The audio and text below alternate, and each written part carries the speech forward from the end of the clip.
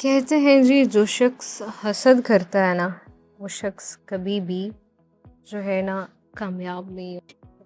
کہ جو شخص حسد کرتا ہے وہ انسان کبھی بھی کامیاب نہیں ہو سکتا، کیونکہ اللہ تعالیٰ نے حسد کے اندر نا ایک اثر رکھا ہوا ہے فطری طور پر، کہ وہ شخص جو حسد کرتا ہے وہ ان لوگوں میں شامل ہوتا ہے کہ جو صرف دنیا کو چاہنے کی حسرت رکھتے ہیں. وہ لوگ انجام سے بے خبر ہو جاتے ہیں. تو جو لوگ حسد کرتے ہیں وہ ہمیشہ پیچھے رہ جاتے ہیں.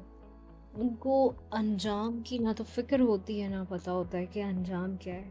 اور وہ لوگ جو حسد نہیں کرتے، شکر کرتے ہیں، وہ ہمیشہ انجام کی فکر کرتے ہیں.